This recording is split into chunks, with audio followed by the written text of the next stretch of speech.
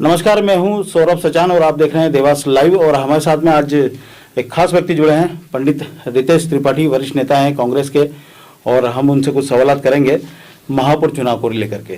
पंडित जी, आपका स्वागत है देवास लाइव के स्टूडियो में। धन्यवाद। जो महापौर का जो चुनाव हुआ है अभी उम्मीदवारी के लिए जी, उसका क्या पैमाना रहा आपका और क्यों उन्हीं को टिकट दिया गया है? टिकट पैमाना तो क्या, रमेश व्यास जी सुलझे हुए और सरल व्यक्तित्व है उनका, और जो उनकी वाइफ है गृहिणी है, पर समाज सेवा में वो भी हमेशा धार्मिक प्रवृत्ति की महिला हैं और अग्रणी रहती हैं समाज सेवा में। और जो ब्राह्मण समाज का जो किया जा रहा है, सिर्फ ब्राह्मण समाज के आधार पर टिकट नहीं दिया गया है, क्योंकि पूरी नगर निगम में 2-2.25 लाख मतदाता हैं। उनका जो व्यक्तित्व है, उपचुनाव में भी उन्होंने टिकट मांगा था रमेश व्यास जी ने, और किसी प्रकार का कोई अनैतिक कार्यों में या कोई ऐसा नहीं है, क्योंकि उनकी कार्यशैली और व्यवहारिकता है वो भी ध्यान में रखा है प्रत्याशी का चयन करने में। और भी काफी आवेदन आए थे तो उसमें वो अभी योग्य थे, पर रमेश व्यास जी का सर्वसम्मति से नाम लिया गया है। अच्छा, बाजार में तो चर्चा है कि अगर कांग्रेस को मुस्लिम वोट और ब्राह्मणों के अधिकतम वोट मिल गए तो जीत की संभावना बन जाएगी, और इसी आंकड़े को देखते हुए आप लोगों ने चयन किया है उम्मीदवार के रूप में। सिर्फ समाज के दम पे इतना बड़ा चुनाव नहीं जीता जा सकता है। व्यवहारिकता और उसकी कार्यशैली और अन्य समाज का भी वोट चाहिए, आपको मत चाहिए। ये अपन देखते हैं कि ग्राम पंचायत या वार्ड में कोई परिवार बड़ा है और सामाजिक गणित है तो वो एक आध चुनाव जीत सकता है। ये तो भाजपा के और कुछ कथित कांग्रेसी लोग भी हैं जिनका गठबंधन व्यवसायिक रूप से, मुझे कहने में संकोच नहीं कि भाजपा के नेताओं से वर्षों से चला आ रहा है। तो वो लोग दुष्प्रचार कर रहे हैं, क्योंकि इतना सीधा सरल प्रत्याशी मिल गया अचानक। किसी को उम्मीद नहीं थी कि एक सामान्य कार्यकर्ता को कांग्रेस इतनी आसानी से टिकट मिल जाएगा, क्योंकि एक सामान्य कार्यकर्ता को टिकट दिया है, ना कि कोई उद्योगपति या व्यापारी को टिकट दिया या दादा पहलवानों को टिकट दिया गया। तो उसके जो सीधे साधे सरल व्यक्तित्व को भी कुछ लोग पचा नहीं पा रहे हैं। तो उसमें कुछ कांग्रेसी लोग भी हैं जो, मैं तो सीधे सीधे तौर पे कहता हूँ, जिनका वर्षों से भाजपा के नेताओं से व्यवसायिक लाभ के लिए गठबंधन है। तो मैं नहीं मानता कि कोई बाजार में जो चर्चा चल रही है वो वास्तविक चर्चा है, क्योंकि दो समाज से आप चुनाव जीत भी नहीं सकते, और कोई भी कितना भी समाज से जुड़ा हो कुछ, पर उसको 100% वोट किसी भी समाज के नहीं मिलते हैं, ये अपन देखते हैं।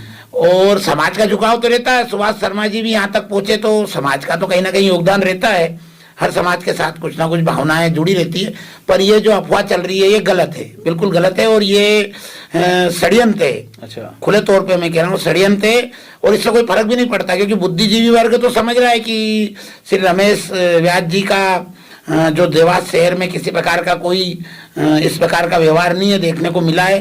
तो बुद्धिजीवी वर्ग काफी, और मतदाता चुप है, क्योंकि पिछले कई दिनों से देख रहे हैं शहर में क्या हालत है और किस प्रकार के वातावरण भाजपा के नेताओं ने कर रखा है। जो अनैतिक काम पूरे मध्य प्रदेश में कहीं नहीं हो सकता, वो देवास में आपको आसानी से देखने को मिल रहा है। तो सब बिंदु हैं, इन बिंदुओं पे हम जनता के बीच जाएंगे। और ये अफवाह जो हुई है ब्राह्मण और मुस्लिम कार्ड वाली, तो ये बिल्कुल निरार्थक बात है, इसमें कोई दम नहीं है।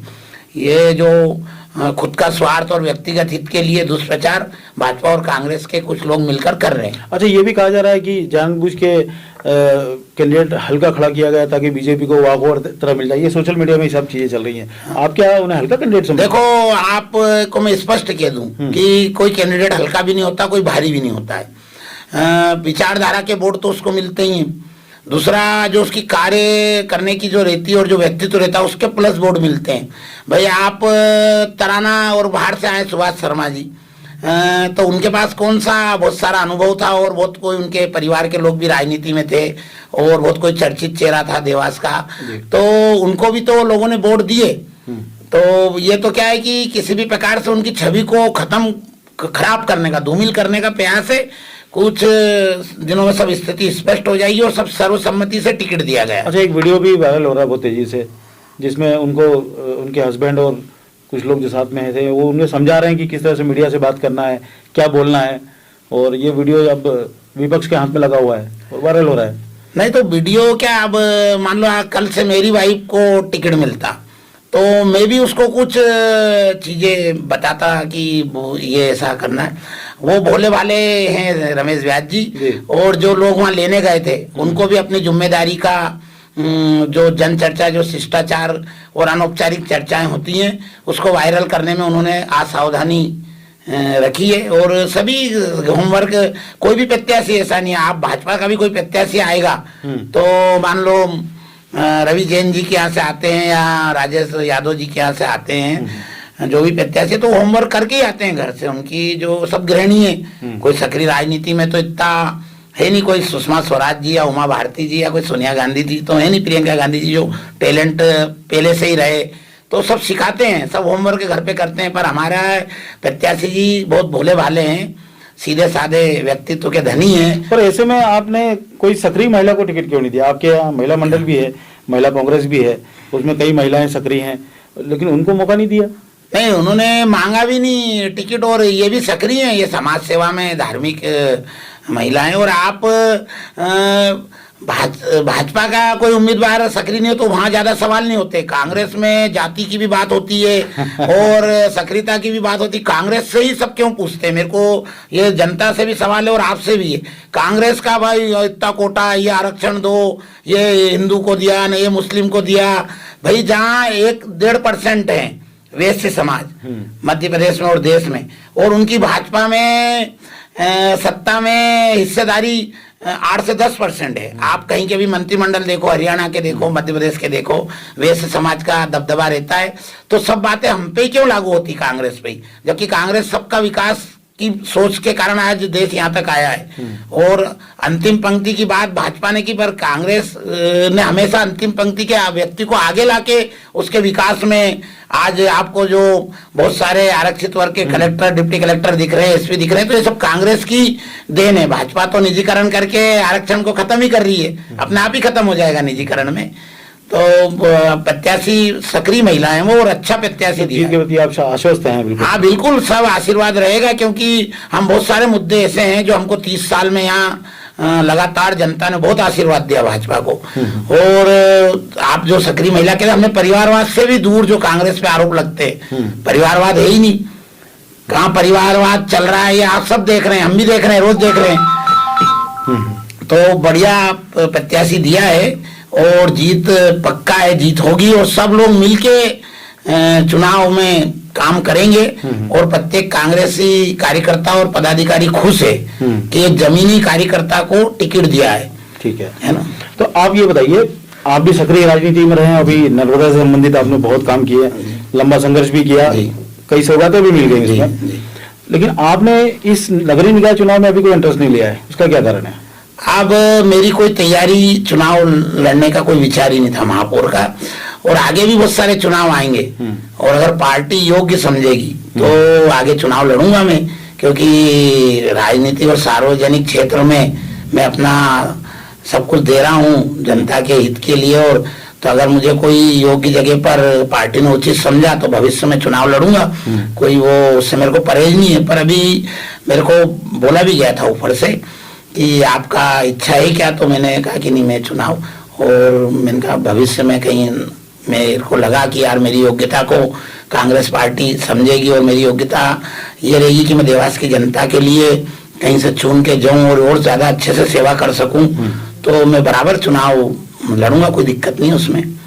अच्छा, लगातार जो पिछले भी कई चुनाव हुए उसमें देखने में यही आया कि गुटबाजी का शिकार हो जाती है कांग्रेस बार बार, और ऐसे में खामियाजा उनके प्रत्याशियों को, उम्मीदवारों को भुगतना पड़ता है। गुटबाजी तो सब पार्टियों में, भाजपा में भी ये आपने देखा होगा कि निर्दलीय पार्षद को, संगठन को ताक में रखकर और सभापति बनाया भाजपा ने। हमारे यहाँ क्या होता है, हमारे कुछ कांग्रेसी जो हैं, मैंने पहले भी बोला, जो भाजपा से व्यवसायिक गठबंधन है देवास में, वो लोग मिलकर दुष्प्रचार फैलाते हैं। भाजपा का एक कार्यकर्ता बोलता है, उसकी सुर में सुर मिला के कांग्रेस के 10 कथित कार्यकर्ता और पदाधिकारी उसमें बात को फैलाते हैं शहर में। ये मैं दिन भर महसूस करता हूँ। तो ऐसे लोगों के कारण कोई गुटबाजी नहीं है भाई। हमारे तो शहर कांग्रेस अध्यक्ष महोदय कार्यालय में आवेदन ले रहे थे। गुटबाजी तो आप भाजपा में देखें कि आदमी कहाँ कहाँ जा रहा है, 3 जगह जा रहा है वो। हाँ, शहर अध्यक्ष माननीय राजीव जी खंडेलवाल जी कार्यालय में बैठे ही रहते हैं और माननीय विधायक महोदय और सांसद जी क्या लाइन लगती है। तो गुटबाजी तो वहां है, उसका परिणाम भी आपको चुनाव में देखने को मिलेगा। कांग्रेस में कोई गुटबाजी नहीं है, सबने सर्वसम्मति से टिकट दिया है। शहर कांग्रेस अध्यक्ष महोदय की भी प्रतिष्ठा है कि भाई उनके नेतृत्व में कांग्रेस विजय हो, क्योंकि श्रेय तो संगठन के व्यक्ति को ही जाएगा। तो हम सब लोग काफी प्रयास करेंगे और अपने व्यक्तिगत हित और स्वार्थ को ताक में रखकर विनोदनी रमेश व्यास को विजय बनाने के लिए हम तन मन धन से सभी लोग कोशिश कर रहे हैं और आगे भी करेंगे। तो ये थे वरिष्ठ नेता कांग्रेस के पंडित रितेश जी त्रिपाठी, और पूरा इनका कहना है कि गुटबाजी से ऊपर उठ करके जिताने का प्रयास करेंगे। अब देखने वाली बात होगी कि ये कितना सफल उसमें हो पाते हैं। आपको ये वीडियो कैसा लगा कमेंट के माध्यम से जरूर बताइए। वीडियो को लाइक और शेयर जरूर कीजिए।